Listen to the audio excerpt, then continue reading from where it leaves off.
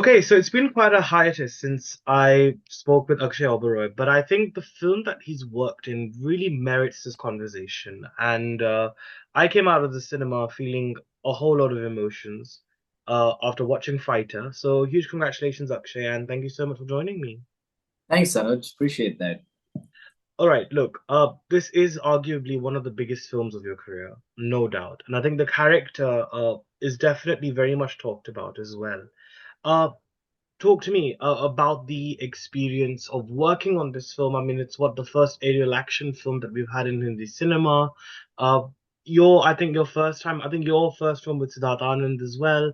So, when you were doing this film and the sort of reactions people have given, how prepared were you for it? Okay, so I'm gonna answer in a kind of different order. So the second part of what you said first, this is not my first project with Sidharth Anand. Actually, oddly Oh. enough, yeah, a lot of people don't know it. I did a show with him called Flesh, where I played this transgender flesh trade owner. A lot of people don't know that he produced it. You know, Oh.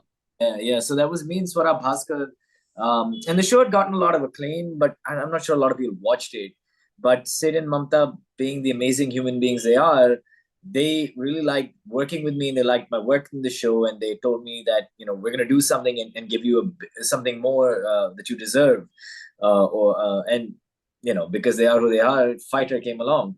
Um, and working on the film was pure magic. It was pure magic. Like, I'm sort of like, the film is doing so well, there's such a positive word of mouth overseas, it's like smashed it. But I'm still feeling kind of sad because I feel like now it's the world's movie and it's no longer our movie that we're making, and it's like the world is dissecting it and talking about its numbers. And it was such a magical experience. Not only because of like the huge star cast and this massive director. It was just like the Indian Air Force and the Sukhoi 30 fighter jets. The whole experience was just magic. Do you have to take a lot of perhaps aviation training in a way just to kind of get used to the lingo of of flight vocabulary and perhaps getting that visceral experience of flying fighter jets? Because I'm sure a lot of it was CGI work and a lot of it must have been, stunt driven. So how did you manage to cope with all of that? We were lucky that we had the Indian Air Force, sort of like weird way to say it, at our disposal to ask anything we wanted to ask of them. And I being like a very curious person, and particularly when I'm developing a character, I'm extremely curious. I asked everything. I mean, to the point of it might have sounded stupid to them, some of the things I asked, but they were there. I mean, some of the top aviation pilots in our country were there to tell me whether like my collar looks good, or it should be this angle or that angle, or a certain lingo, or how do you talk to a commanding officer, how do you stand, what does this lingo mean, what does that word mean, what does this button in the cockpit mean. They were there through and through, so hats off to them. And of course that hats off to Sidharth Anand, because he's making such a big commercial movie meant for a mass sort of watch, but yet he wants to make sure all of this is authentic and realistic. Right. I would love to talk about Bash. I think your career, Bashir, is such an important character, I think. And I feel like it's so wonderful to see an Indian Muslim character, sort of in such a patriotic way, because I feel like it's so rare to see that in Hindi cinema. And I think it's actually quite a milestone, actually, in that sense. I was very enlightened by it. Uh, Yeah. I, I think, when it comes to such a character where obviously he cares about his country, he cares about his comrades, he cares about his family as well. A very compassionate role. What would you say were the virtues perhaps you tapped into as Akshay in bringing out the essence of the role or what the brief was given to you? Um, yeah, I mean, well, firstly, thanks for saying that, because I think sometimes we have a tendency to focus on the negatives of a film, but this movie has such amazing, like poignant things, like a Muslim character who's perhaps the most patriotic. I mean, he martyrs himself, out of anger and love for his country. And even the whole bit with DP and her dad, like women and women in the Air Force. I mean, all these angles were so nice to see in a big Bollywood masala movie. And I really connected with Bashir. but when I read him, or when I was designing him, or when I would talk to Sid about him, I have a certain innocence in me, which I still have. Even after 14 years of working in this business, I still have that. And Bashir is, just like, I feel like if I were to meet Bashir in real life, he would be naive, he would be intelligent, he would be patriotic, and most of all, he would be kind, and he would be innocent. And that's sort of what I tapped into. There's so much of that in me. There's so much naivety in me. And it was sort of an easy kind of thing to find and click with. Right. Now, I've got to ask, and I want to talk about this innocence part because I think I do want to sort of discuss that. But I think when it comes to obviously the film, it is patriotic. I mean, some people who are Pakistani, I know, have actually come out feeling a little bit uncomfortable with it. They also said that it's jingoistic, it's very chest thumpy, it's very it seemed a bit pompous. How have you reacted to that negative feedback as well as an artist? Because obviously that is also there. There's been the love, but then there's also been the people who have been quite apprehensive about it too. Um, First of all, I think like jingoism is subjective. I don't know where patriot, like a national pride, starts and where jingo it crosses into jingoism. I mean, it's a very thin line. Um, but I do think the film does a good job of mentioning that it has nothing to do with Pakistan as a mulk, as a country. It has to do with the terrorists, the Atangwad within the country. And I think Hrithik's character says it once. I think Anil Kapoor's sir's character says it once. It's mentioned a few times. Of course, you don't want to hurt anyone's sentiments, but the film is about a certain attack from a certain country, right? And in that very moment, that is your enemy. As far as the Air Force is concerned, in that very moment, that is the enemy. And it's a story, and you have to be authentic to the story. I mean, it's not suddenly we're not going to uh, suddenly we're not going to replace Pakistan with Russia. That's not where the strike happened. So in that very moment, for this specific story, that is the country that we were going to attack. So I don't know how else to tell that story. Mhm. So I mean, of course, I apologize to anyone who feels hurt by the film or any sentiments that were hurt. Um, but the India Pak thing's been happening forever. It's not that we're not the first people who chose that topic. Even cricket, what happens post a World Cup cricket India Pakistan match. Yeah, I mean, if you see, I mean, Leicester, what happened in Leicester because of that, I mean, Yeah, exactly, uh, exactly. so This. honestly, yeah, I think it's interesting, isn't it? I think when we sort of discussed that, but I think no, I think there was definitely points made where it was also about the terrorism aspect as well. I Yeah, think you definitely focused on that, yeah. for sure in the film. Right, let's talk about the innocence part because I think that's a very very interesting topic because I feel like with Siddharth Anand's films and the characters, I mean, I did like an article when Pathan came out about how a lot of his central characters actually there's a sense of redemption in all of them. It's about second chances in life. I mean, even if you look at Patty's character, I mean, it's a uh, complete, sort of direction about, redeeming himself and having that second chance in life. And again, that innocence that you have as well really does adhere to his template of storytelling. Did you ever, how tough has it been for you actually to maintain this innocence all these years, despite working in a very cutthroat industry like Bollywood? Oh, yeah. Well, what you said about Siddharth Anand's characters in Redemption is very interesting. I never thought about it, but there is that thing of second chances. I think that could be the life that he's led and the way he thinks. That's very interesting. I need to spend more time thinking that over. That's the first time I've heard that. A very interesting one. And I think you're right. Um, how have I maintained my innocence in this industry? Oh, I don't know. I think when you have a goal in life, when you have a target in life, and I haven't achieved that target just yet. I think I'm on my way finally to achieving it. But when you have a direction and an aim, and an undying belief that you'll get there, left and right doesn't distract you. So the noise that comes from within the industry of like, hey, you should do this, you should do that, you're not doing enough of this, you're not doing enough of that, you're not posting, you're not Instagram, da da da da da da da, all the things that can sort of destroy your innocence, or even failure and rejection. I've never let myself process any of that. I've always stayed very, very positive, because I know the only way I will get to where I want to be, is if I stay optimistic and I have undying belief and hope in myself. And all of those things, hope, belief, all those things are sort of innocent emotions. So I think they're the ones that protect and retain that kind of innocence around me. Hmm.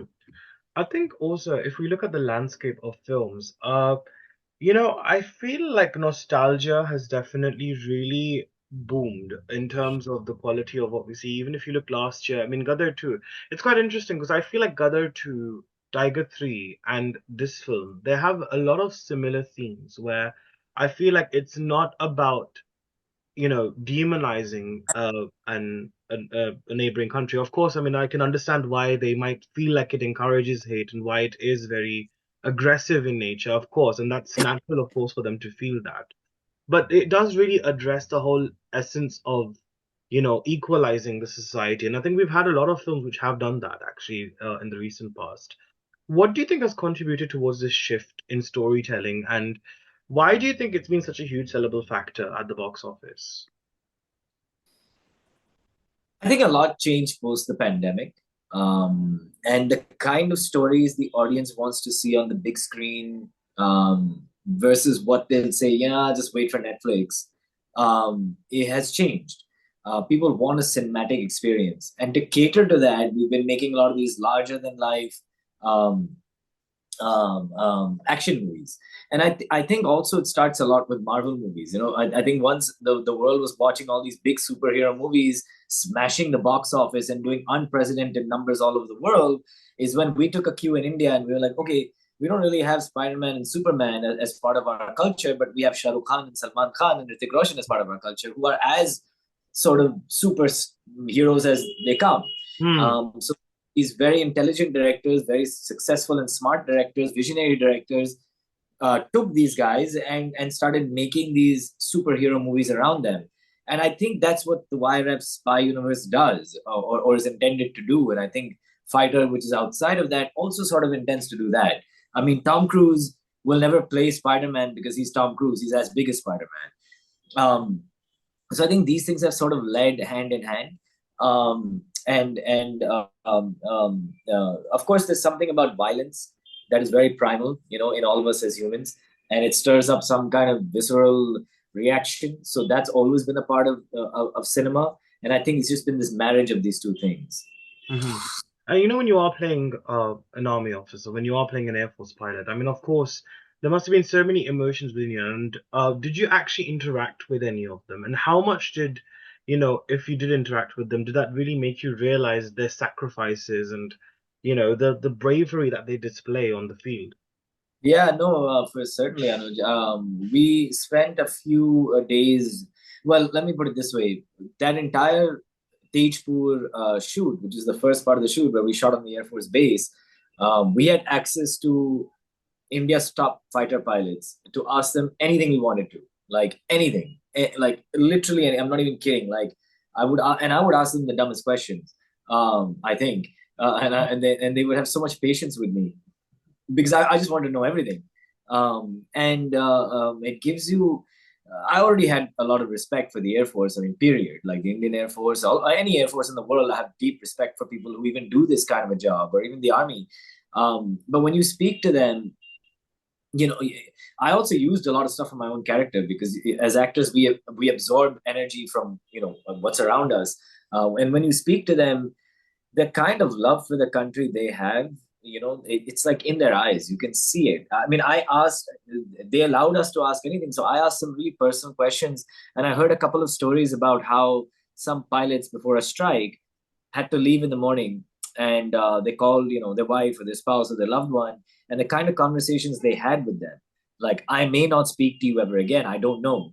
But, I'm leaving my phone behind and I hope to call you soon. And when they tell you those stories, you're like, man, what we do for a living, we take so seriously, right? We're in entertainment, we take it so seriously, which is ridiculous because what they do is so paramount to anything we could ever imagine in our lives. We put on makeup and do silly things, you know. Those guys are really out there protecting our borders, and it gave me deep, deep, deep respect for that. Yeah, man. It's honestly, it really brought tears. I think even your character as well.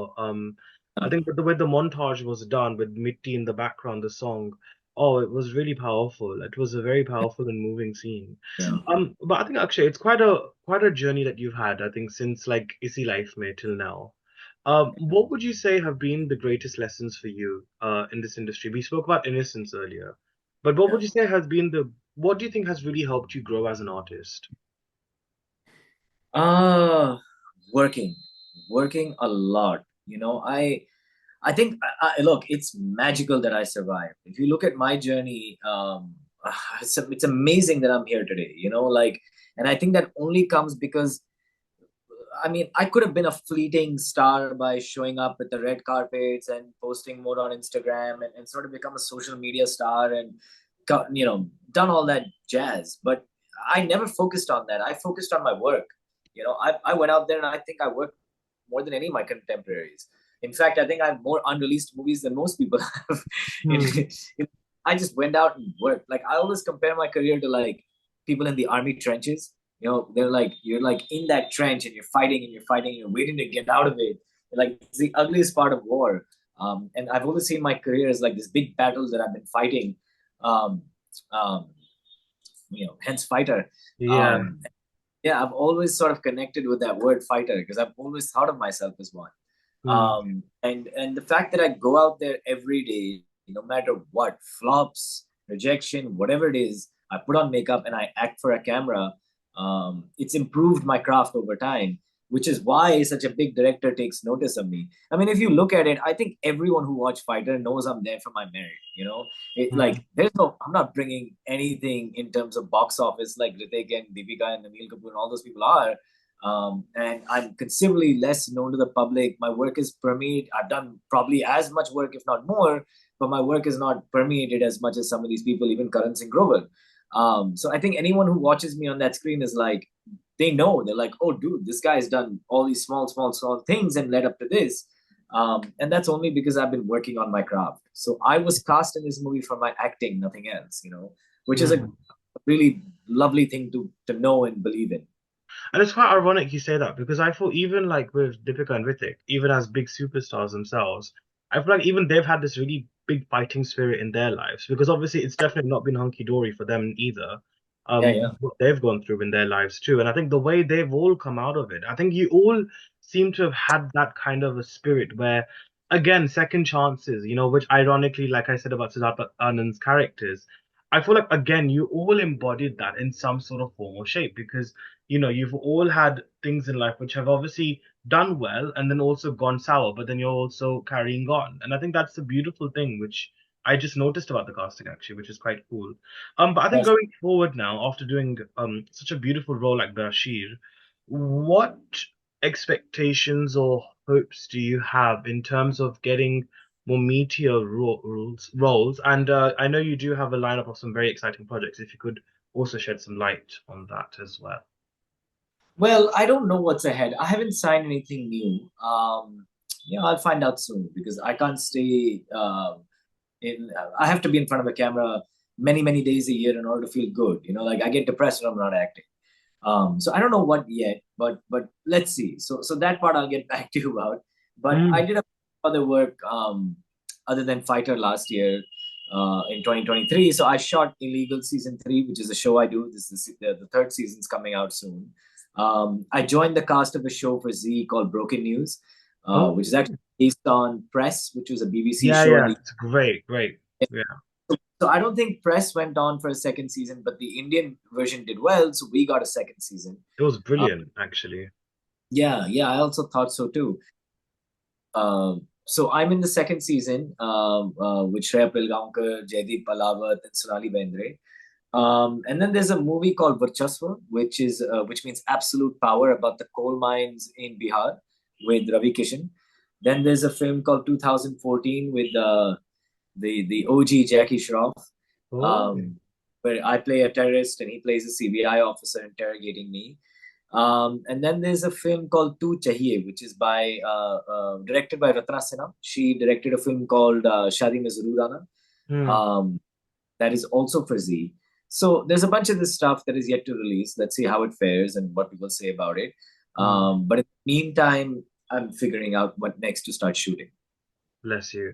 Well, look, Akshay, it's always so wonderful to catch up with you, and a huge congratulations on Fighter. I mean, it's such a big sort of opportunity, and I think you've done Yeah, really well in the film. I think everyone wants more from your character, to be honest, and I think that's definitely a huge testament to your craft and the way you've delivered it. So well done, and hope to catch up with you super soon. definitely, Anuj. I hope we don't have this long a break next time. I'll see you Yeah, soon. definitely for sure, man. Definitely. All right. Thanks, Akshay. See you later. Bye.